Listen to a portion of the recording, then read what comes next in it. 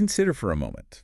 In this world that's just constantly buzzing, demanding your attention everywhere you turn, what distractions might you need to silence just this week to really hear what matters most? Maybe hear with a clarity you haven't experienced before. Yeah. Today, we're doing a deep dive into something that feels, well, almost backward, the unexpected power of quiet. Right. We're exploring how the most profound truths, those big insights, often emerge not from the loudest moments, but actually from the most subtle. It's fascinating, isn't it? Yeah. How the deepest clarity often waits for you in those quiet moments you intentionally carve out. And it's such a fundamental human thing, I think, when we anticipate something significant happening. Yeah, like a big message. Exactly. Or, some life-altering revelation, maybe even divine guidance. We instinctively brace for something. Well, grand. Something undeniable. We look for the lightning bolt. We do. We envision these huge signs, maybe a dramatic display, a voice that just cuts through everything else. The booming voice, clear instructions. Right. Leaves no room for doubt. Yeah. But what if in looking for all that drama, we're actually looking in the wrong place? What if the most vital insights, the stuff that really matters, arrives in a totally different way, almost, imperceptible? It makes you think about that ancient story, doesn't it? The one about the prophet on the mount. Oh, yeah. That's powerful. It really is. First, there's this mighty wind just tearing through the rocks, shattering them. Immense force. Total chaos. Then, an earthquake. The ground literally shaking beneath him, splitting open. Again, more chaos. And after that, a blazing fire consumes everything, just this radiating heat and light. I mean, overwhelming spectacle after overwhelming spectacle. You'd think that was it, the main event. Exactly what you'd expect. But in all that chaos, the wind, the quake, the fire, the profound presence he was seeking, that deep insight, it wasn't there. Not in the drama. No. Conspicuously absent. Instead, after all that subsided, the wind died down, the earth settled, the flames went out. It was in something much, much more subtle. The gentle whisper. A gentle whisper. And that story, it's such a powerful, almost unsettling reminder, isn't it? That while we often expect, even demand, these loud, dramatic displays, the truly transformative insights, the real guidance, it frequently arrives not in the outward noise, but in the quiet. In the stillness, almost unheard. Beyond all the drama. Yeah, it completely challenges our assumptions about where power and wisdom actually come from. That story feels so relevant even thousands of years later. It just cuts right through our modern assumptions, doesn't it? Absolutely. We're so deeply conditioned, I think, to link power with volume, importance with spectacle. If it's not loud, it doesn't count. Right. If something's significant, it's got to announce itself with a bang or go viral and grab headlines. But this ancient wisdom, well, it points to a totally different way. A path to understanding that's not just counterintuitive, but it actually asks us to sort of relearn how to perceive things. That's a good way to put it. Relearn. So what does this gentle whisper truly mean for us today? Living amidst this modern cacophony where, let's be honest, every device, every app, every notification isn't just asking for our attention, it's practically screaming for it. How do we even begin to hear something quiet? That really is the crucial question. And it takes us beyond just, turning down the volume outside. Right. In its deepest sense, whether you look at it spiritually or psychologically or just as a human experience, this idea of stillness. Yeah.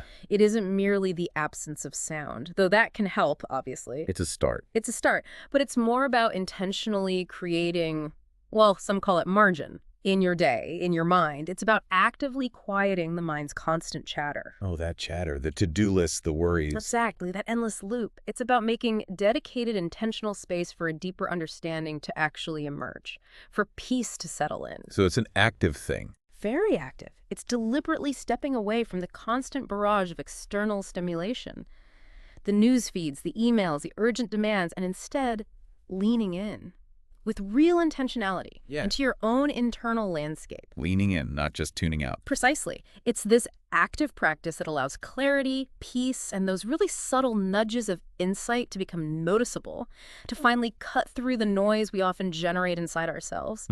It's the difference, I think, between just being in a quiet place and being truly receptive. That makes so much sense. It makes you wonder then if the real challenge isn't just finding external quiet, but cultivating it inside. I believe so. But, okay, in a world that feels like it's designed for constant distraction, where every single moment feels packed, every minute accounted for, How on earth do we actually cultivate that inner state? It feels impossible sometimes. It really does. For many people, carving out margin sounds lovely, but it feels like a luxury they just can't afford. I mean, sometimes my quiet time just becomes me internally debating my grocery list. Been there. So when we talk about actively quieting the mind, what are some practical ways, like actual things we can do to tackle that relentless mental chatter and create that receptive space you're talking about? Yeah, and you picked the core challenge. Yep. It really is an active choice. Sometimes it feels like a wrestling match, frankly. In a world pulling us outward constantly, Mm-hmm. our default is often to fill every silence, isn't it? Every little gap. But practical ways to cultivate this deeper stillness, this inner quiet, they often involve surprisingly simple yet really powerful actions. Small, deliberate disengagements. Okay, like what? Well, it could be intentionally turning off your devices, your phone, your tablet, for Hmm. dedicated periods, maybe just 30 minutes to start, maybe it becomes an hour. It's not about punishing yourself, it's about reclaiming your own attention, Right, taking it back. taking it back. Or it might involve setting aside specific time for journaling and not just recording what happened, but actively processing your thoughts, kind of like emptying that inner chatter onto the page. Getting it out of your head. Exactly. Or maybe engaging in reflective reading. Reading something profound slowly, letting it sink in instead of just skimming for the next piece of info. Resisting the urge to scroll. Yes. And then there's just silent contemplation. Simply sitting, breathing, being present with yourself without an agenda, letting thoughts come and go without grabbing onto them. That sounds hard. It can be. But the key in all of these is consciously quieting the mind, not just the room around you. It's about creating a receptive space. Actively stepping away from the pull of distractions, both outside and inside. Yeah. Like creating an internal vacuum almost, allowing space for something new, something quiet to enter. Okay, we've talked about the principle, the why, and some of the how. Let's look at how this plays out in real life, in the messy reality of people's days. Yeah, the stories really bring it home. Consider the experience of a young mother in Denver. This was just recently, 2024. She wasn't looking for some grand spiritual awakening. She was just drowning in the demands of modern motherhood. Felt totally fragmented. I can imagine. So, almost in desperation, she started this simple practice. Radical, maybe, for her life. Turning off her phone for just 30 minutes each morning before her kids woke up. Just 30 minutes. Instead of diving straight into emails or social media, she'd sit, maybe journal a little, read something reflective.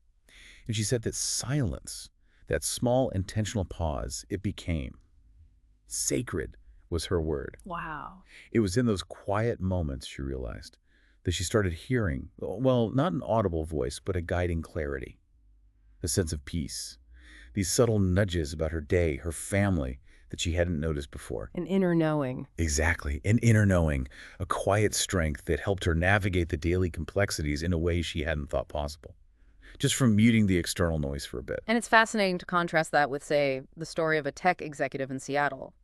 High-powered guy. Different world. Totally different world. He wasn't dealing with toddler tantrums, but with severe burnout, a profound sense of questioning his life's purpose, even though he looked successful on the outside, felt disconnected. Lost, maybe. Very lost. So, desperate for a reset, he took a silent retreat. 3 full days. Completely disconnected. No devices, no meetings, no talking, zero external input. Whoa, that's intense. Intense. And he described that quietness not as empty, but as, quote, the loudest silence he'd ever experienced. Loudest silence, what did he mean? He said it wasn't about hearing something new from outside, it was about finally hearing what was already inside him. It was filled with deep reflection, strong conviction, a renewed sense of calling for his life that went beyond just, hitting targets. Mm-hmm. And he realized profoundly, his words really stuck with me. He said, I didn't need noise. I needed God's voice, and I finally gave him space to speak. He found the answers he was looking for had just been drowned out by his own constant activity. It's really striking, isn't it, how different their situations were. Right. One, a mother finding 30 sacred minutes before dawn. The other, an executive doing this radical 3-day withdrawal. Yet the outcome. Yet both found this transformative clarity in the quiet. And what stands out, I think, isn't just that they found something, but how it showed up. It wasn't about looking for some dramatic revelation or waiting for a booming voice from the heavens. It was simply about creating space. Making room. Making room for what was already there, already speaking, but just being drowned out by all the noise, inside and out. They didn't create the whisper, they just kind of cleared the path so they could finally hear it, Mm-hmm. which really brings us back to the core challenge for all of us, right? Yeah. If this profound insight, this whisper, is always present, Mm-hmm. what's actually stopping us from hearing it? It does bring us back there. And the central takeaway, I think, the deep truth we've been circling around is exactly that. The insights, the wisdom, the guidance we often search for so desperately out there. Hmm. It's not always loud. It's not always dramatic. Yeah. But, and this is the crucial part, it is always present. It's not waiting for some big event to create it. It's already here. So the problem isn't its absence. No. The real challenge is our ability to perceive it. Amidst all the clamor of our lives, external and, just as importantly, internal, true quietness, true stillness. It isn't emptiness. It's not a void we need to fill up quickly. It's an invitation. It's an invitation to a deeper connection, to a clarity that cuts through all that external noise. It's an invitation to finally discern what's been speaking quietly all along. And when we choose to lean into that invitation, when we actually cultivate that inner stillness, when we deliberately step back from the constant noise, we often find that the wisdom we were seeking, it's been speaking to us, within us, the whole time. Wow. We just needed to slow down, quiet our own minds, and truly, deeply listen. It's not about making a voice appear. It's about becoming receptive to the voice that never actually stopped speaking. So what does all this mean for you listening right now? Yeah. It really is an invitation, isn't it? To maybe shift your perspective a little. Yeah. To seek value not just in the busyness, the activity, the sound, the external validation, but also in stillness, in silence, in looking inward. Finding the richness there. Exactly. Recognizing that the deepest clarity, maybe the most profound guidance for your life, often waits for you not in the middle of the chaos, but in those quiet moments you intentionally choose to carve out. It's about discovering that rich, resonant space that opens up when you just decide to listen beyond all the noise. So as we finish up this deep dive, maybe just take a moment. Reflect on your own life. Really think about it.